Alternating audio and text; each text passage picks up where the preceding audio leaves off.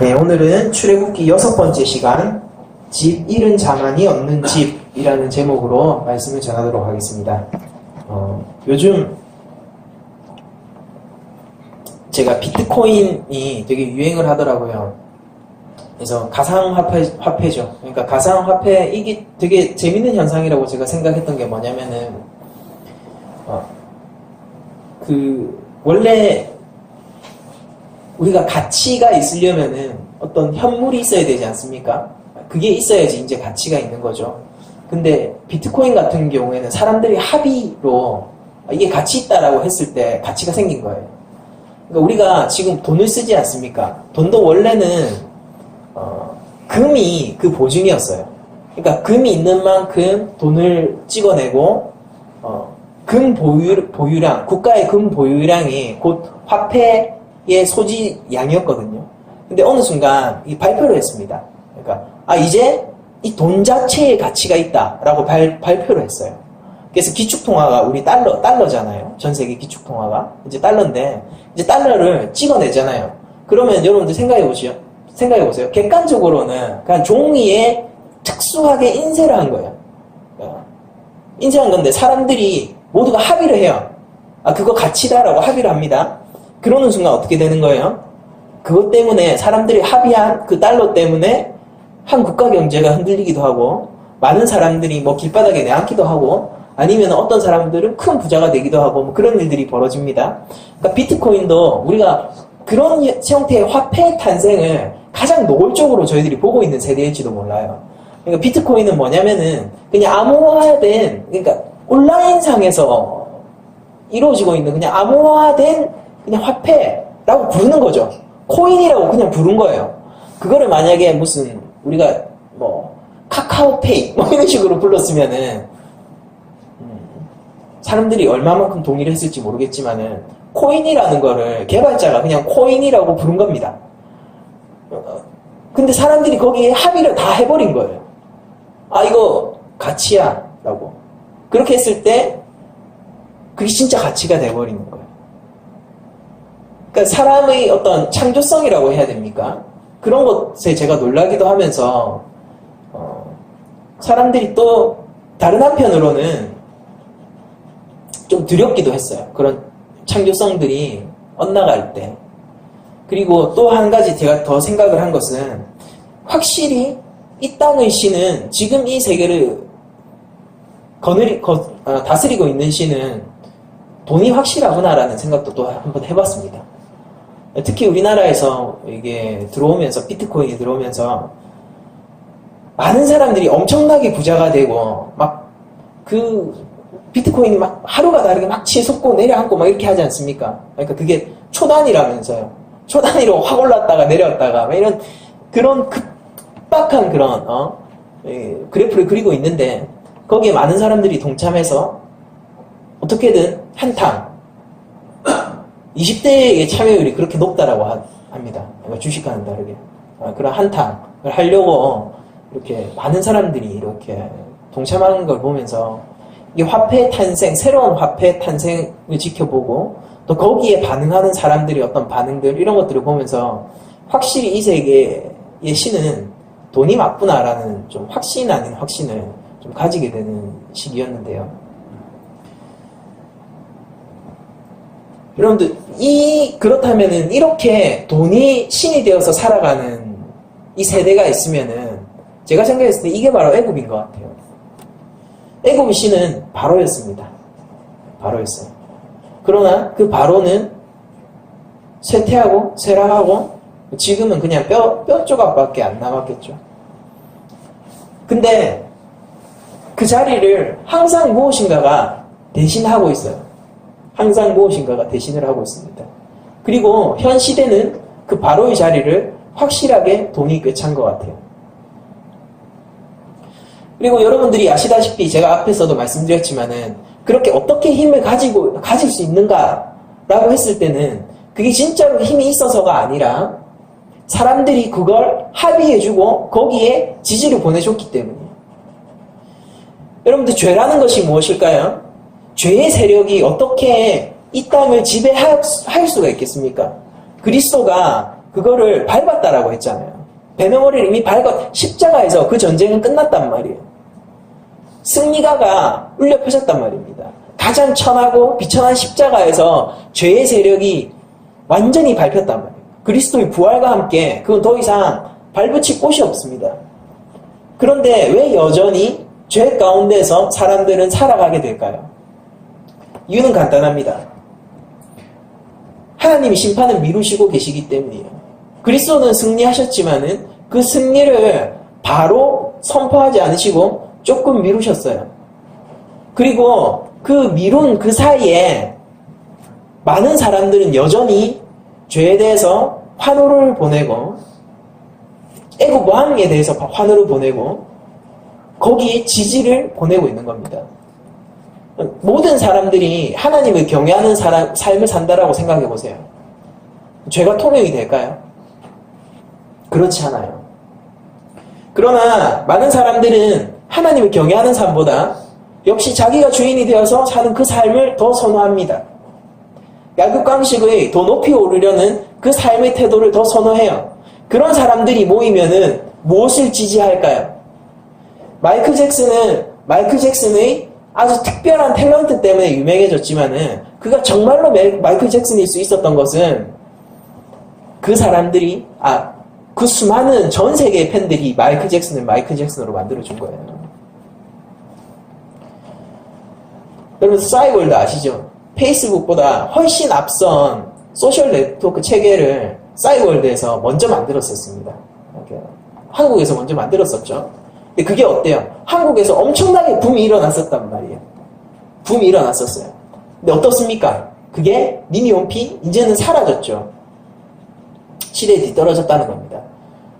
근데 페이스북은 동일한 체계인데 어떻게 그렇게 세계의 어떤 온라인 지형을 바꿀 정도로 큰 한 축을 담당하게 됐을까요? 전 세계 사람이 써서 그래요. 페이스북은.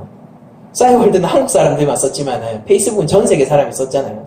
그러니까 페이스북이 그 시스템이 특별한 것도 있지만은 전 세계 사람들의 지지 속에서 페이스북이 된 겁니다. 세상은 여전히 하나님 앞에서 하나님을 경외하지 않고 하나님 앞에서 하나님이 주신 것들로 살아가면서도 죄를 지지해요. 그 사람들이 모인 곳을 저는 애굽이라고 부릅니다. 제가 생각했을 때 모세 역시 하나님이 바로의 궁에서 쫓아내셔서 이 미디안 광야로 보내신 것은 그 안에서 여전히 모세도 거기 있었을 때는 그것을 추구할 수밖에 없었기 때문일 거라고 생각을 해요. 내가 왕자입니다.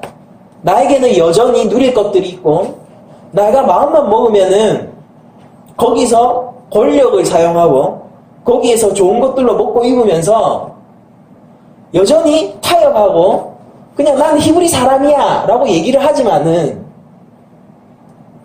사실은 하나님의 백성으로서의 정체성보다는 애굽의 왕자로서의 정체성을 훨씬 더 많이 가졌을 수밖에 없었을 것 같아요. 한번 반대로 생각을 해보죠. 우리 여기 모인 사람들이 그 자리에 만약에 있었다라고 하면은 제가 묻고 싶은 건 이거예요. 정말로 우리는 하나님을 경외하는 길을 택할 수 있었을까요? 저는 자신 없어요. 그리고 많은 분들이 거기서는 실패하셨을 거라고 저는 생각합니다. 하나님을 경외한다. 거기서 내가 애굽의 왕자인데요. 내 정체성이 어디일까요? 우리는 두 정체성을 가지고 살 수는 없습니다. 모세는 여전히 자기가 어쨌거나 히브리인들의 형제로 생각하고 내가 저들의 어떤 구원자, 리더가 될 수 있을 거라고 생각했을지 모르겠지만은 그 자신의 정체성, 자기가 생각하고 있는 받은 사명 이런 거 말고요. 그 자신의 정체성은 여전히 애굽의 왕자였을 거라고 저는 생각을 해요. 그래서 하나님이 쫓아 보내시는 은혜를 베푸신 게 아닌가라고 저는 생각한단 말이에요. 그 은혜 가운데서 지금 모세는 미디안 광야로 발길을 향하게 됩니다. 모세의 어떤 환경들을 우리가 볼까요? 한순간 위에서 아래로 추락했습니다. 자신들이 누릴 수 있었던, 그때 이집트는 세계 최고의 강대국이죠. 자신이 누릴 수 있었던 최고의 지위를 내려놓게 되었고, 최고의 것들을 내려놓을 수밖에 없었고, 게다가 생명까지 위협당하면서 이제 들키면 죽는 거예요. 내가 애굽의 왕자였다, 이게 들키면 죽는 겁니다. 자기 생명까지 위협받으면서 최악의 상태에서 아무것도 없이 미디안 광야로 떨어지게 된 겁니다. 거기서 하루는 뭐 얼마나 시간이 지났는지 모르겠지만은 아무튼 그 피난의 세월 가운데서 아주 고통스러웠겠죠. 하루 이틀은 아니었던 것 같아요. 근데 성경의 증언을 보면 그러던 날 하루 아주 운명적인 날을 만나게 되는데, 그게 우물 곁에 앉았을 때예요. 미디안 제사장이 7딸이 있는데 그 딸들이 와서 그 우물에서 물을 깃고 구유에 채워서 아버지의 양떼에게 먹이려고 이렇게 그 우물을 방문하게 됩니다. 이 상황에서 우리는 조금 연상되는 그림이, 창세기부터 계속 읽어온 사람이라면 연상되는 그림이 이미 조금 있죠. 이 암시가 먼저 살살 시작되는 거예요. 그러니까 이삭이 창세기 24장에서 신부를 찾으려고 이제 하인을 보내지 않습니까? 그 하인이 우물 곁에서 신부를 만나고, 그리고 또 야곱이 창세기 29장에서 이제 라반으로부터 도망치잖아요. 도망쳤다가 자기 신부를 우물에서 만나죠. 모세도 지금 공고한 세월 속에서 생명의 위협을 받고 나락으로 떨어져 도망치고 있는데 거기 우물 곁에서 여자들을 만나게 되는 거예요. 우리한테 뭔가 암시를 주고 있는 겁니다. 그래서 이 우물을 우리들이 조금 더 살펴보면은, 우물이라는 거는 아주 중요한 의미를 가지고 있죠. 그러니까 유목인들한테는 이 우물은 곧 생명이죠. 생명 유지 장치입니다. 그리고 이제 사람이 생수를 먹을 뿐만이 아니라 자신들의 삶의 근간이 되는 가축들한테 먹일 물을 어디서 얻느냐? 우물에서 얻게 되는 거죠. 근데 이 우물이 지금 도전을 받고 있는 거예요. 2장 17절에 보면은 목자들이 와서 그 미디안 제사장의 7딸들을 쫓아내고 있습니다. 그런데 모세가 일어나서 미디안 제사장의 7딸들을 도와서 그 양떼한테 물을 먹이게 해요. 이게 아주 운명적인 순간인 거죠, 모세한테는. 우리는 이 상황을 보면서 성경의 어떤 그 창세기부터 이어온 그런 흐름과, 그리고 창세기에서 일어났었던 사건들을 기억하면서 어떤 생각을 하게 돼요. 아, 이제부터 뭔가 희망이 시작되겠구나. 우물을 지켰습니다. 그리고 이 우물이 도전받는데 거기서 고난받던, 핍박받던 제사장의 7딸들이 구원을 얻게 됩니다. 이런 여러 가지 상황들이 우리한테 어떤 희망의 메시지를 던져주는 시점을 우리가 발견할 수 있게 되는 거죠. 이삭은 양떼를 끌고 다니면서 가는 곳마다 우물을 팠었어요. 이삭이. 왜냐면은 우물을 파야지 거기서 살 거 아니에요. 근데 항상 우물을 차지하고자 하는 대적들이 항상 따라다녔었습니다. 그래서 이삭 같은 경우는 어떻게 했어요? 도망쳤어요, 맨날. 도망쳐서 새로 파고. 여러분, 아프리카 가면은, 우리 요새, 아프리카 한때 그거 유행했었잖아요. 우물 파주기. 유행했었지 않습니까? 그거, 지금 그 우물도 다 말랐거든요. 왜냐? 우물을 판다는 거는 굉장히 고된 일입니다. 그러니까, 어느 정도 파다가 물 나오면은 만세 하는 게 아니라, 물이 나오면 그때부터 시작되는 거예요. 물이 나오면은, 파서, 그 심층에 이제 물이 정말로 콸콸콸콸 나올 수 있는 그 곳까지 파야 되거든요. 근데 물이 스며들어오면서 물이 올라오는 거기까지 파면은 그거는 1년 지나면 다 말라버리는 우물이 되는 겁니다. 그러니까 파서 심층까지 파야 돼요. 우물을 판다는 거는 쉬운 일이 아니죠. 그래서 한때 유행처럼 번졌지만은 지금 대부분 폐우물이 됐고, 진짜로 우물을 파려고 해서 우물을 파주고 우물에 대해서 관심을 가졌던 사람들은 그 일을 못해요. 지금은. 왜? 돈이 너무 많이 들거든요. 우물 가서 파고 정말로 그 마을이 이제 대대손손 누릴 수 있는 물을 만들기 위해서는 전문 장비가 필요하고, 무슨 드릴 같은 게 들어가야 되고, 뭐 손으로 파는 거 말고요. 기계가, 우리 그 포크레인 이런 것처럼 어떻게 다 넣고 그거를 어떻게 다 운반하고 거기까지 어떻게 이동시키고 다 합니까? 돈이 너무 많이 들어서 진짜로 해주고 싶은 사람은 잘 못하고, 대충 하는 사람들은 지금 뭐 계속 하고 있지만은 1년마다 계속 그 우물이 마르고 있습니다. 우물을 파는 거는 쉽지 않죠. 근데 이삭은 그 대적들의 도전에 맞아서 맨날 도망치면서 했던 게 우물이었다고요. 이게 우물을 계속 판다는 그 삶이 얼마나 공고한 삶입니까? 나에게 주어진 물이 없다, 내가 독점할 수 있는 우물이 없다 라는 것은 아주 살면서 유목인들한테는 치명적인 일이란 말이에요. 근데 이 여인들은 어떻습니까? 그걸 지킬 힘이 없죠. 지킬 힘이 없어요. 지금 이 양떼를 당장 먹여야 되고 우리 집안 식구들이 함께 먹어야 되는 물이지만은 강한 목자들이 와서 싸우려고 하니까 자기들은 도저히 지킬 힘이 없는 거예요. 연약한 여성 7입니다. 뭐 어쩌겠어요. 근데 거기에서 모세가 등장을 하는 거예요. 멋지게 그 목자들을 쫓아내는 거죠. 이게 뭐 조금 낭만적으로 저희들이 로맨스 영화 같은 거를 생각해봐도 될 것 같아요. 그러니까 가가지고 잠깐! 이러면서 등장을 하면서 거기 멈추시게! 이래가지고 딱 등장을 해서 딱딱딱딱! 이렇게 격퇴하는 거죠. 건드리지 말라고 이렇게 하는 거죠. 여기서 저희들이 다시 한번 확인할 수 있는 게 이 모세의 정의감입니다.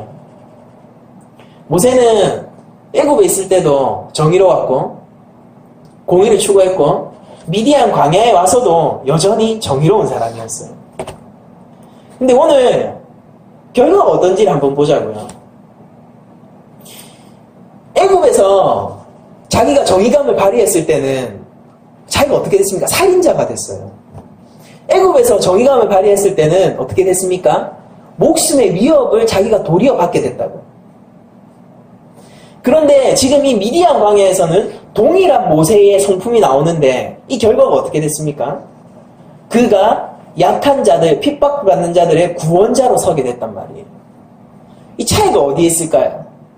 이 차이는 아주 단순해요. 그건 바로 하나님의 뜻입니다.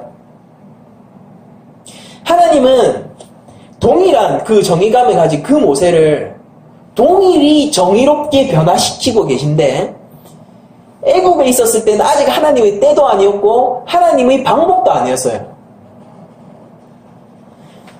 그러나 모세가 미디안 광야로 오고 나서는 이제 하나님이 여기서부터 내가 만들어 가겠다라고 선언을 하신 겁니다. 그 힘들게 자기 삶이 공고해서 언제 자기가 들키면은 자기 목숨의 위협을 받으니까 자신의 신분을 감추면서 지내던 그 나날 속에서 모세는 조금 변해 있었던 거예요. 그리고 그 지나간 세월만큼 하나님의 때에 조금 더 가까워진 겁니다. 그래서 모세는 똑같은 행위를 하지만은 때려 죽이진 않게 되었고요. 아마도 모세는 굉장히 건장했던 사람이었을 것 같죠. 육체적 능력이 있었을 거예요. 그랬지만은 때려 죽이진 않았고 쫓아내면서 약한 자들이 서편에 섰다고요. 여기서 더 중요한 건 뭐냐면은 자기가 약한 자로서 약한 자들이 편에 섰다는 겁니다. 그 자리로 내려갔었어요. 애굽에 있을 때는 어땠습니까? 왕자로서 노예들이 편에 서려고 그랬다고요. 안 통한다는 거죠. 하나님의 방법 아니라는 거죠. 예수님이 이 땅에 내려오실 때 하늘의 모든 권리를 버리고 오셨어요. 종의 육신을 입고 오셨다고요. 종의 형체, 인간이 되셔서 오셨단 말입니다. 이게 하나님의 방법인 거예요. 모세의 이 일은 하나님이 구원하시는 그 방법을 벌써 구약에서부터 나타내주고 있는 겁니다. 모형으로서. 모세는 약한 자로서, 자신이 공고한 자로서 공고한 자들이 대변인이 될 수 있었습니다. 그리고 그렇게 됐을 때 하나님께서 구원의 결과를 허락해 주셨던 거죠. 근데 조금 바뀌어 있는 것 같아요. 애굽에 있을 때랑은 다르게 미디안 광야에서 정의로운 모세는 조금 더 하나님의 편에 선 정의로운 모세인 것 같습니다. 애굽에 있었을 때의 모세는 자기 편에 선 정의로운 모세였던 것 같아요. 여기서 중요한 것이 무엇입니까? 내가 정의로우냐 아니냐, 이 가치가 올바르냐 아니냐 이전에 뭐가 있다는 거예요? 하나님의 편이냐 아니냐라는 거예요. 내가 하나님께 가까워졌느냐 아니냐는 겁니다. 이것이 하나님의 뜻인가 아닌가 라는 것이 조금 더 성결되어서 그 사람의 행동을 판단하게 되는 하나님의 기준점이 된다는 겁니다.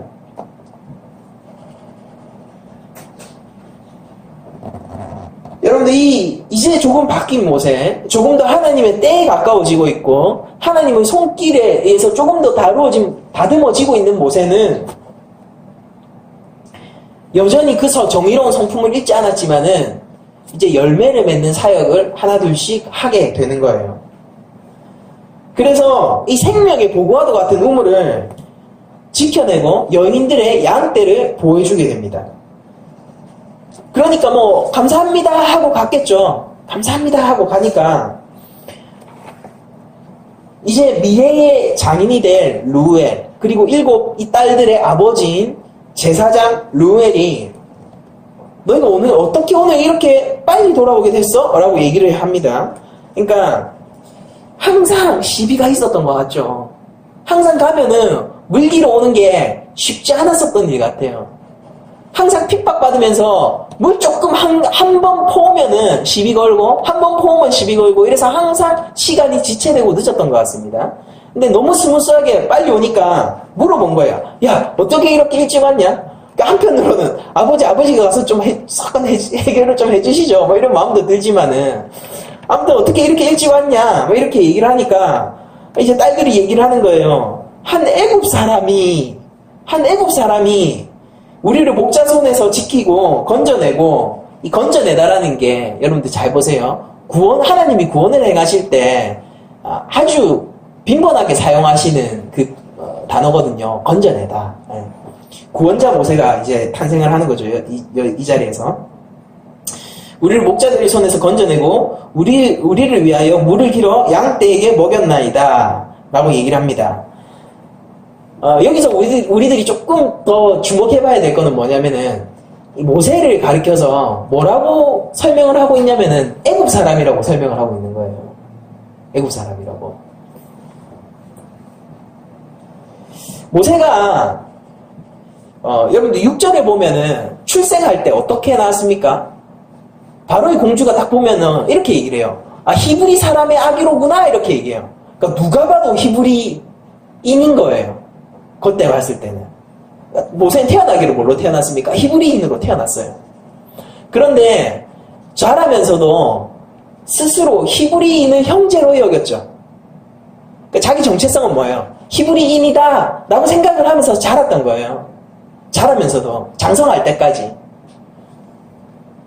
그런데 막상 애굽에서 나와보니까 애굽에서 난 히브리인이야 누가 봐도 히브리인이지 라고 얘기했던 모세가 막상 애굽을 벗어나 보니까 뭐가 되어 있는 거예요? 애굽 사람이 되어 있는 겁니다.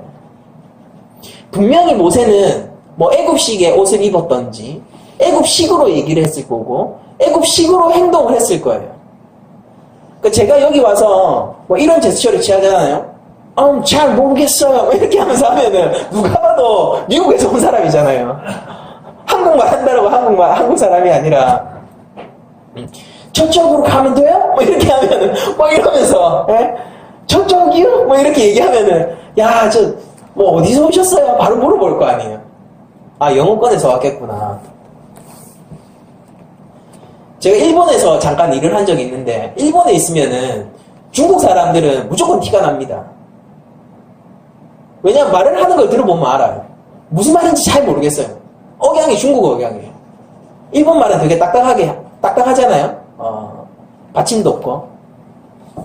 근데 중국 사람들이 얘기를 하는 거 들어보면은 말 안 해도 중국 사람인 거 알아요. 모세도 그랬을 겁니다. 자기는 애굽 안에 있을 때는 나 히브리 사람이야 라고 살았단 말이에요. 사람들도 다 히브리 사람이라고 인정을 해줬겠죠. 근데 막상 거기를 벗어나니까 그는 그냥 애굽 사람이었던 겁니다.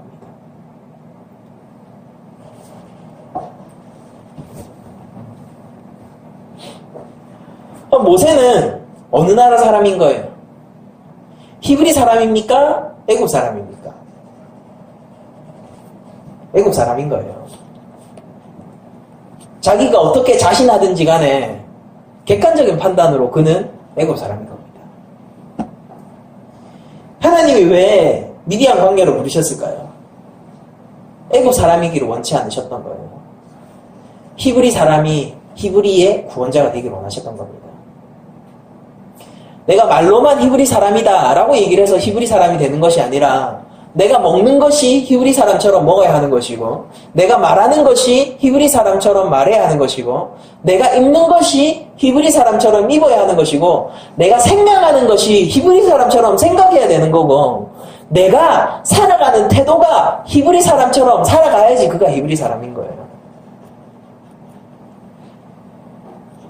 모세는 스스로 자신했지만은 누가 봐도 애굽 사람인 겁니다. 여러분들 우리는 어떻습니까? 우리들은 하나님의 자녀라고 얘기를 하는데 좋아요. 우리가 그렇게 생각하는 거는 좋습니다. 그런데 객관적으로 볼 때 정말 어떨까요? 내가 나를 생각하는 것이 아니라 얼마든지 생각할 수 있어요. 나 교회 다녀라고 생각할 수 있습니다. 나 크리스천이야 라고 생각할 수 있어요. 나 하나님의 자녀야 라고 생각할 수 있어요. 나한테 구원이 보장되었다라고 생각할 수 있다고요. 좋아요. 그건 좋아요. 근데 객관적으로 볼 때 어떨까요? 내가 하나님의 자녀다라고 얘기를 하면서 세상 것을 여전히 사랑하고 나의 손에 쥔 것이 하나님의 말씀이 아니라 제가 말씀이라고 왜 하나 단정 지을까요? 내가 손에 쥔 것이 하나님의 말씀이 아니라 세상의 다른 어떤 것이면은요, 그거는 여러분들의 생각과 다르게 다른 사람들이 볼 때 저 애굽 사람이라 라고 칭송을 받게 된단 말이에요. 우리 손에 들린 것이 무엇일까요? 생각을 잘 해봐야 되는 거예요. 우리가 무엇을 추구하면서 삽니까? 우리는 어떻게 생각하고 어떤 시선으로 세상을 바라보고 어떤 중심으로 세상을 살아가고 있습니까? 내가 나를 규정하는 것이 아니라 여러분들 잘 생각해 보세요. 하나님이 나를 규정하세요.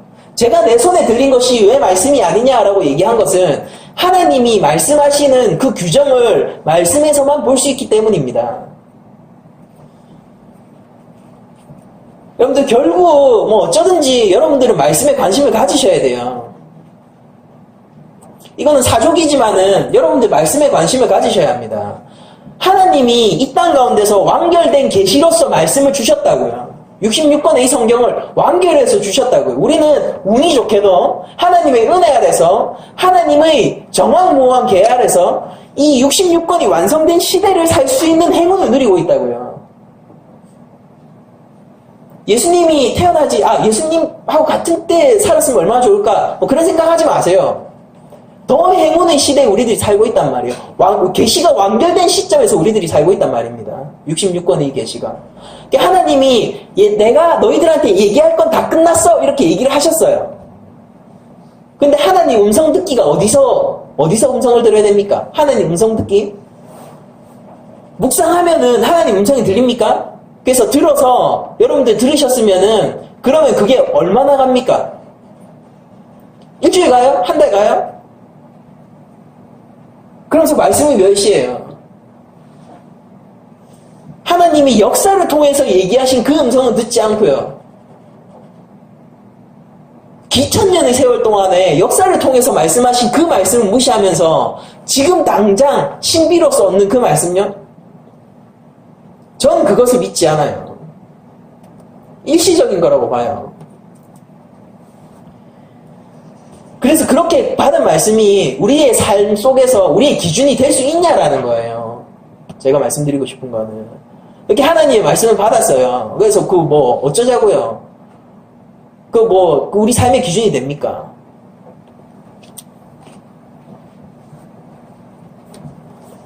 하나님의 역사하심을 여전히 하나님의 신비로운 역사를 부인하는 것이 아니라 하나님이 이뤄놓은 더 큰 신비를 보란 말입니다. 진짜 신비를 보란 말이에요. 이게 우리 앞에 이렇게 66권이 떡 안에 있고 인터넷 검색하면 보이고 집에도 두세 권씩 성경이 쌓여 있으니까 이건 그냥 현물 같습니까? 그냥 물질 같으세요? 근데 저는 이거보다 더 큰 기적을 몰라요. 모든 계시는, 다른 종교의 모든 계시는 일시적이에요. 어느 순간 탁 떨어져요. 어느 순간 신을 만났네? 모하메도 그랬고요. 몰몬경도 어느 순간 천사를 만났네? 저기 몰몬경이 있다네? 가서 판 거예요. 그 차이리 이단 교주도 보세요. 어느 순간 내가 하나님을 만나서 이런 거예요. 그 순간 눈이 트이고. 역사의 주관자 하나님은 역사를 통해서 얘기하세요. 다른 신들과 우리 하나님이 왜 다른지 압니까? 그들은 역사 가운데서 일시적인 빛으로 탁 불고 오면서 신비롭게 보이죠. 그건 제가 생각했을 때 아무것도 아니에요. 우리 하나님은요, 역사의 주관자이시고 역사를 다스리시는 하나님이기 때문에 역사를 통해서 시시각각으로 늘 말씀하시고 계세요. 그 정수가 하나님이 정말로 그 가운데서 하시고자 하셨던 그 얘기가 이 성경입니다. 이 말씀이에요. 이거 말고 무엇으로 우리의 기준을 잡을 수 있겠어요? 우리의 사사로움이 어떻게 우리 하나님의 공의로움과 다른지를 무엇을 기준으로 우리가 알 수 있겠냐고요. 여러분들 어쨌거나 말씀을 관심을 가지셔야 되고 말씀 가운데 여러분들이 거하셔야 돼요. 이 말씀이 없으면은요 아무것도 안 될 거예요. 근데 생각하실 수 있어요. 내 크리스천이라고 생각할 수 있습니다. 구원이 나에게 있다라고 생각하실 수 있어요. 그런 여러분들은 무엇을 보고 계십니까? 그런 여러분들 중심은 무엇을 잡고 계십니까? 예수 그리스도 외에 다른 것들을 여러분들 손에 잡고 계시면요 그거 다 세상적인 거예요. 교회에서의 봉사도 세상적인 거예요. 그렇게 그리스도를 벗어나 잡고 있는 것이면요. 모세는 늘 정의로웠습니다. 애굽에서도 정의로웠어요. 좋은 거 아니에요? 제가 그게 마치 독립투사의 어떤 무장투쟁 같은 거라고 얘기했잖아요. 그게 나쁜 거예요? 정의로운 거라고 저는 생각합니다. 좋은 거예요. 하나님을 벗어나 있을 때 그게 문제가 된단 말입니다. 그는 애국 사람인 거예요. 우리 삶 속에서 많은 좋은 것들이 있겠지만은 내가 잡을 수 있는 많은 세속적인 거 말고도 우리 성도들은 수준이 높아서 세속적인 거 이런 거 추구 안 하는 거 압니다. 근데 세속적인 거 말고도요. 돈, 무슨 명예, 여자 이런 거 말고 좋은 차 이런 거 말고도 내 손에 잡고 있는 내가 좋다라고 생각하는 거 사람들도 다 좋다라고 칭찬하는 그것마저도 여러분들 하나님 밖에 있고 말씀 밖에 있으면요. 그건 문제가 되는 거예요. 그건 그냥 애국 사람인 겁니다. 하나님의 기준은 선명합니다. 선명하기 때문에 더 무서운 거예요. 그 선명한 기준 앞에서 우리가 누가 변명을 할 수 있겠어요? 하나님, 요거는 조금 흐렸잖아요. 이렇게 할 수도 있고 저렇게 해석할 수도 있는 거 아니에요? 그런 거 없습니다. 하나님의 기준은 선명합니다. 네가 그리스도 안에 거하냐 아니냐라는 거예요.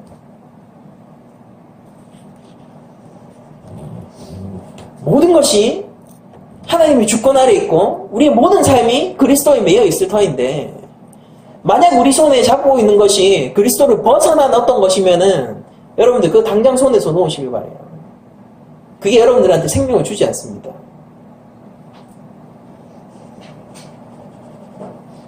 그 어떤 능력도 하나님이 구원의 능력보다 큰 것은 없어요. 그것을 사모하십시오. 여러분 아무튼 이렇게 애국 사람이 되어 있고 여전히 도망자이고 여전히 인생이 공고한 모세에게 하나님은 드디어 가정을 이제 선물하시게 되는 거예요. 혼자가 더 이상은 아니도록 하십니다.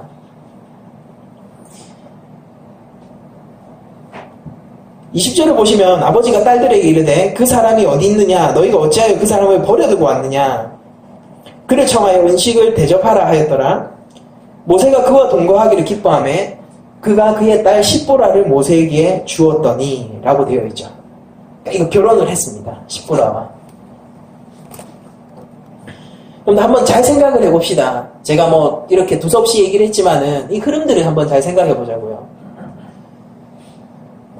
하나님이 애국 궁전에서 모세를 쫓아냈어요. 이제 그는 발견당하면은 죽는 사람으로서 생명의 위협을 맡으면서, 여러분들 잘 생각해 보세요. 없을 때 없는 것보다 그게 더 괴롭다고 하죠. 높은 곳에서 조금 떨어지는 것보다 낮은 곳으로 떨어지는 게 그게 훨씬 낫고, 높은 곳에서 조금 떨어지는 게 훨씬 더 괴롭다라고 사람들이 하죠. 뭐 그런 것도 있잖아요. 사업이 망해서 자기 수중에 이제 10억밖에 안 남았대요. 그래서 한강 가서 뛰는 사람도 있잖아요. 우리는 10억이 뭐예요? 야, 지금 있었으면 좋겠다, 진짜. 근데 자기 10억밖에 안 남았다고 한강에서 뛴다고요. 모세는 전 세계에서 가장 강대국이었던 이집트의 왕자였는데 이제 살인자처럼, 지명수배자처럼 생명을 위협받는 그런 최악의 상황, 죄인으로 떨어졌다고요. 삶이 공고합니다. 게다가 거기는 미디안 광야인데, 이 미디안 광야가 여러분들이 잘 아시는 그냥 사막 같은 그런 곳이에요. 척박한 땅이라고. 먹을 것이 넘치고 비옥한 그 나일강의 삼각주는 더 이상 없어요. 그곳에서 모세는 얼마가 됐는지 모르겠지만은 하염없는 세월을 보냅니다. 그러나 거기에서도 모세에게 꺾이지 않는 것이 있었는데, 그게 바로 그 공의를 추구하는, 하나님의 정의를 추구하는 그 마음은 꺾이지 않았었어요. 그러니까 하나님이 그것 외에 다 꺾으신 게 되겠죠. 반대로 얘기하면.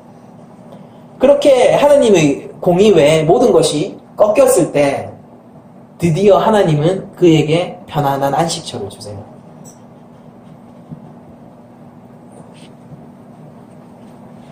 그는 여전히 하던 것처럼 했을 거예요. 약자를 도와줬던 게 뭐 한두 번 아니었을 겁니다. 그러니까 자기가 당연하다는 듯이 그냥 그렇게 했을 거라고요. 게다가 어떤 보상도 바라지 않았잖아요. 여러분들 잘 보세요. 게다가 여자들은 황망하게 그 자리를 떴던 것 같은 생각마저 들죠.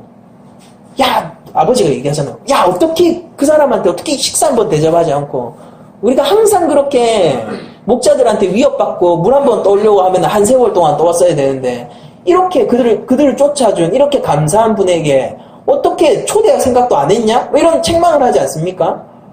모세가 가는데 어떤 요구도 안 했다는 거예요, 그거는. 여자들은 놀래서 막 싸움이 일어나고 이러니까 황망해서 어머 이러면서 막 도망쳤겠죠. 그러니까 모세는 뭐 그러든가 말든가 자기의 정의를 그냥 실천하는 거예요. 모세는 뭐 그냥 거기서 물 한 모금 먹고 있었겠죠.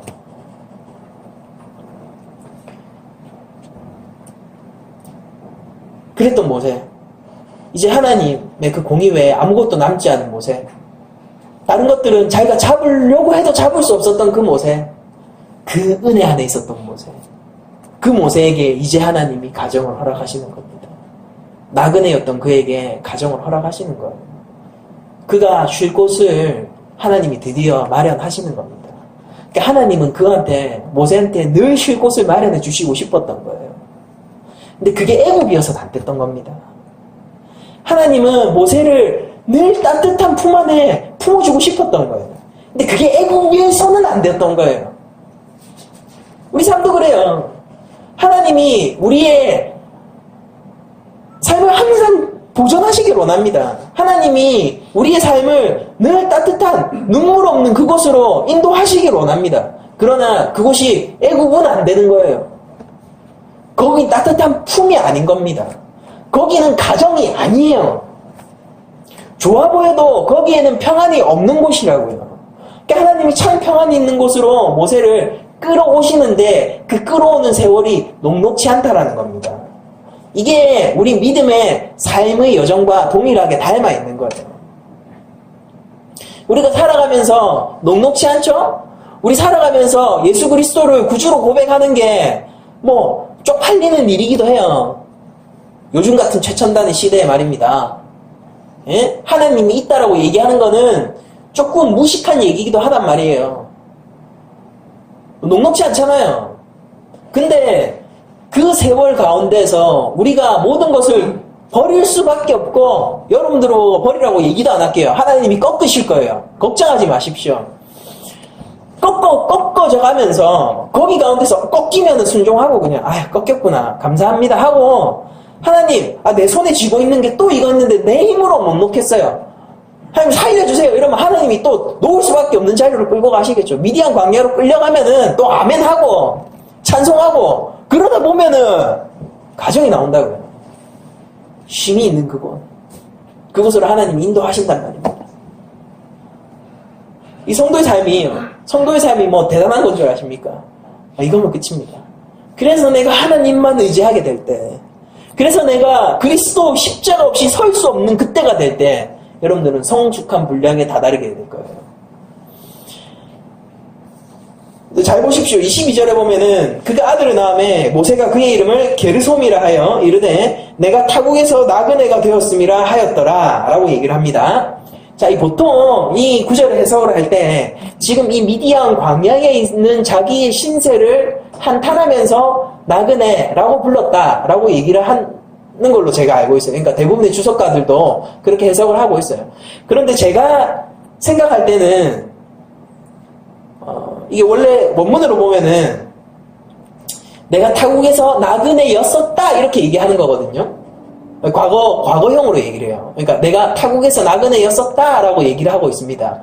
그러면서 아들의 이름을 게르솜이라고 짓는데 이 게르솜이 그곳의 나그네라는 뜻이에요. 그곳의 나그네. 그러니까 이건 저희 소수의 주석가들과 저의 해석인데 이 여기서 타국이 애굽이라고 저는 해석을 합니다. 애굽에서 나그네였었다라고 얘기를 하는 거예요. 그러면서 아들의 이름을 그곳에서의 나그네라고 지었던 것은 내가 애굽에서 나그네였었던 것을 잊지 않기 위한 하나님 앞에서의 소원이었다라고 저는 생각을 합니다. 그리고 이렇게 볼 때 이 내러티브의 흐름에서도 이렇게 해석하는 것이 훨씬 자연스럽거든요.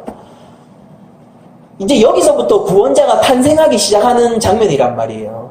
이제 미디안 광야에서부터 애굽하고 모세의 연이 끊어지는 시점이 되는 거거든요. 구원자가 탄생했고 이제 그 구원자가 하나님 앞에서 더욱더 낮아져 가림이 없습니다. 하나님 함께하지 않으면 가림이 없습니다. 까지 낮아져서 드디어 그들을 출애굽시키는 그 내러티브에 넘어가는 그 내러티브의 첫 장면이란 말이에요. 그러니까 여기서는 제가 생각했을 때 그 애굽에서 자신이 나그네였다라고 고백하는 것이 훨씬 합당한 해석이라고 보고 원문상의 어떤 그 문법적 문제에서도 훨씬 합당하다라고 저는 생각을 합니다. 그러니까 모세는 이제 여기가 내 집이라는 겁니다. 근데 이 집이 어떤 집이에요? 제사장의 집이잖아요. 하나님을 섬기던 사람의 가정이라고요. 지금 놀라운 고백을 하고 있는 거예요.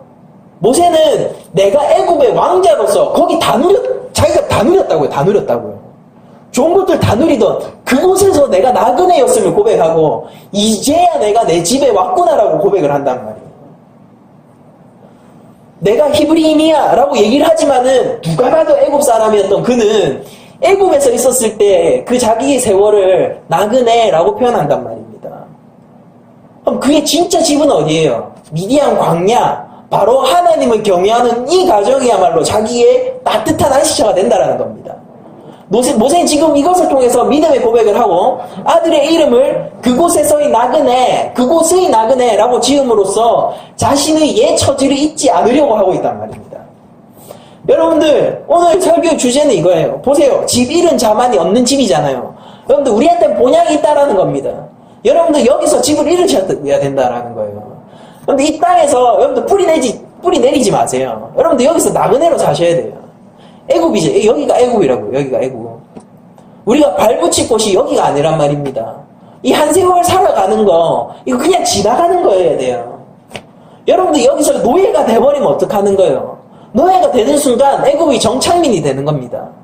애굽을 모든 것을 누린 그 모세도요, 그 모든 것을 누림으로써 애굽의 노예였다고요. 애굽의 노예였다고요.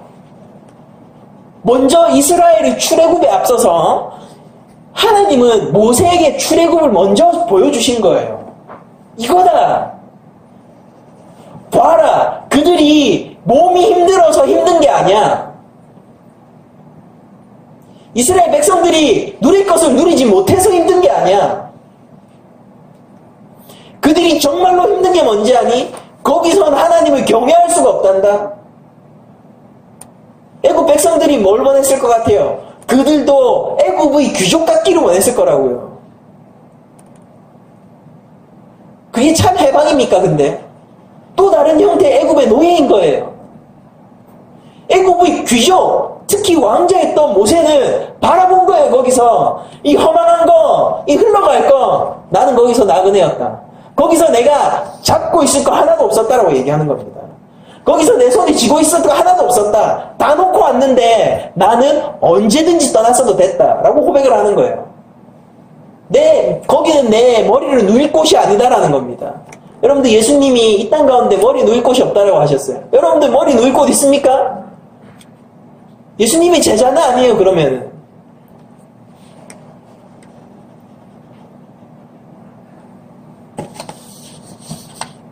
그럼 나그네는 가벼워야 되는 거예요. 손이.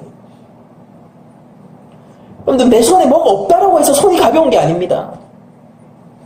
돈이 없어서 사무치는 사람들은요, 돈을 손에서 못 놔요. 평생 동안 자기 돈을 손에 못 쥔다 하더라도 돈을 손에서 못 놓는다고요.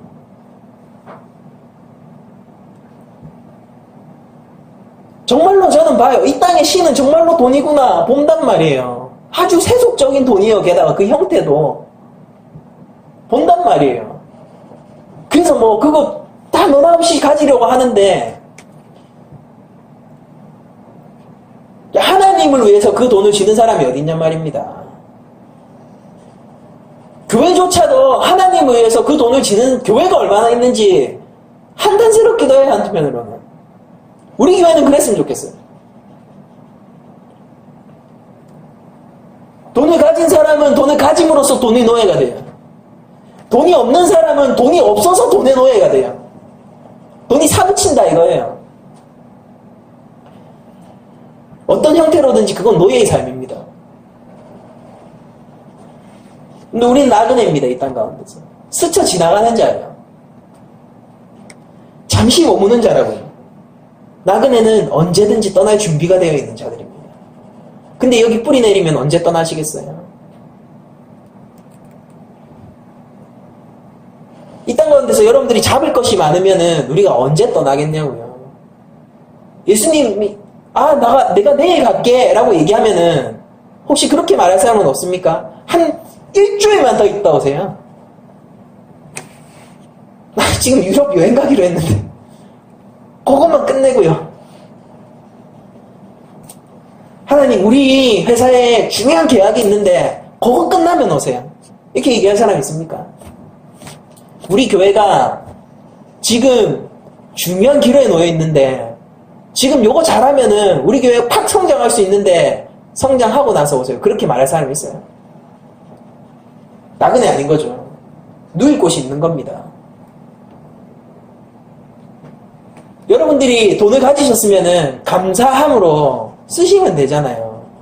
근데 하나님께 감사 안 하니까 문제인 거예요. 이 돈이 어디서 났느냐? 하나님으로부터 났잖아요. 알면 되는 거예요. 내 삶의 중심이 말씀 가운데 있으면 됩니다. 그걸 통해서, 이 돈을 통해서 하나님의 말씀을 실천하면 되잖아요. 그러니까 돈이라고 세속적이고 더러운 게 아니에요. 모든 것을 하나님이 통치하신다니까요.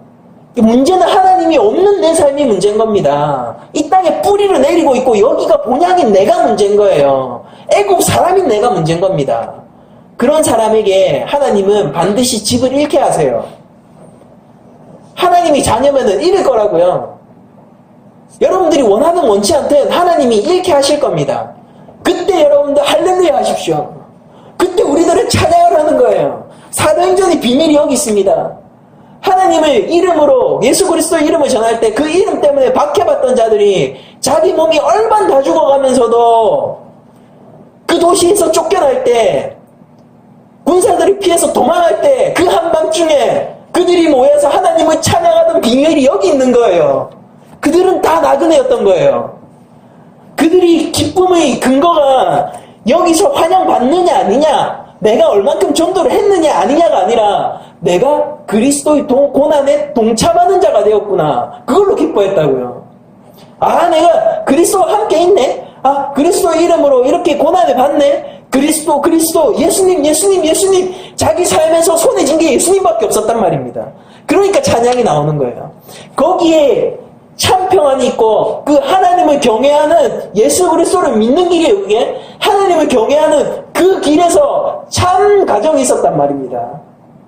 그들이 이 땅을 살았지만은, 그러나 그들은 이 땅에서 살지 않았어요. 우리의 믿음의 선배들을 보세요.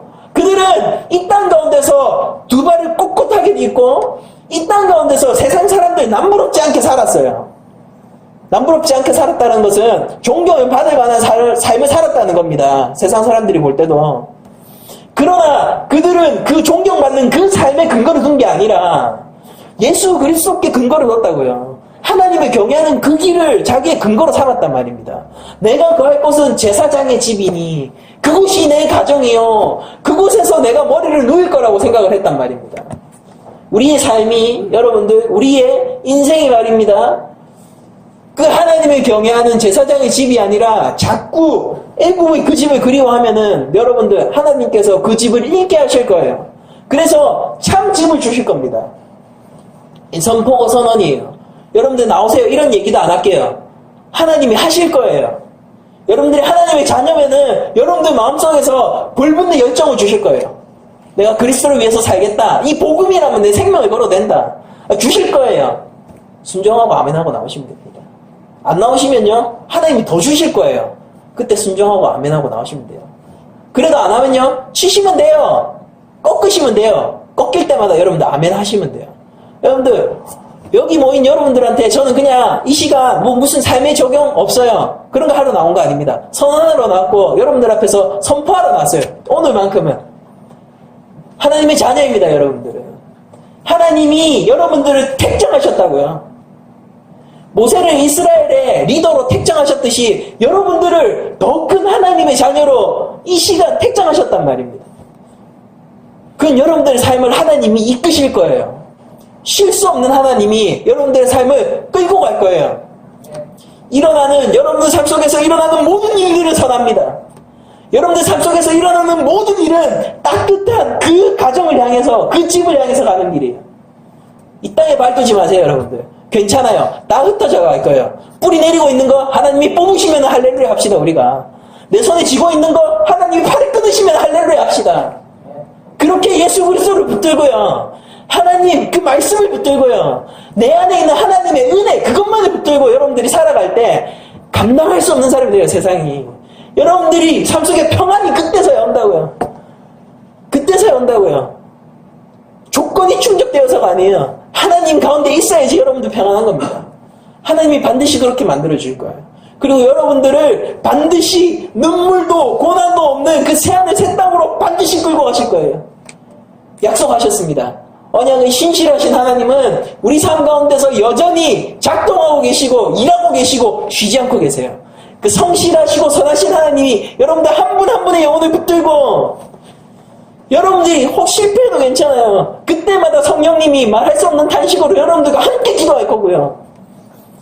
여러분들 살면서 하나님 원망해도 좋아요. 그 원망을 하나님은 사랑으로서 품어주실 거예요. 힘을 내십시오. 성도의 삶이 쉽지 않음을 알기에 제가 이 설교를 하는 겁니다. 꺾이고 또 꺾이고, 내 삶 속에서 하나님을 향한 마음이 또 꺾이고, 말씀을 향한 사모함이 또 꺾이고, 나의 부족한 이 모습이 또 드러나고, 괜찮아요. 그러나 여러분들 예수 그리스도만 놓지 마세요. 그 가운데서 십자가를 놓지 마세요. 하나님이 가정으로 인도하십니다. 나의 선행이 때때로 모세처럼 무시될 수 있죠. 괜찮아요. 하나님이 갚아주실 거예요. 우리는 살아계신 하나님의 자녀이기 때문입니다. 죽은 신을 섬기는 그런 사람들이 아니라고. 이제 말씀 마치겠습니다.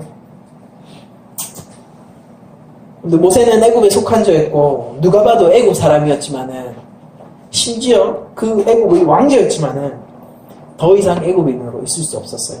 그리고 그때서야 깨닫게 됐습니다. 내가 애굽에서의 나그네였구나. 여러분들 이 땅에서 누리는 것들을 하나님 앞에 감사하셔야 돼요. 이 땅에서 여러분들이 받은 것들을 하나님께서 천지를 창조하신 창조주에게서 온 것을 여러분들이 고백하셔야 됩니다. 그래서 여러분들의 삶이 하나님 앞에서 여호와 경외의 그 길로 가야 돼요. 여러분들 삶 속에서 예수 그리스도를 빼면은 단 한 발걸음도 움직일 수 없는 연약한 자들이 되셔야 됩니다. 그렇게 됐을 때 집을 잃어버린 여러분들에게 진정한 집이 오실 겁니다. 눈물도 고난도 없는 그곳으로 하나님이 인도하실 거예요. 잠깐 세월에 우리가 너무 목매지 말고 잠깐 세월에 고난이 있더라도 십자가 의지하시고 하나님의 말씀을 의지하시고 하나님의 그 변할 수 없는 그 약속, 언약 그것을 의지하시면서 씩씩하게 이겨내시는 여러분들이 되기를 축원하면서 모든 말씀을 마치도록 하겠습니다.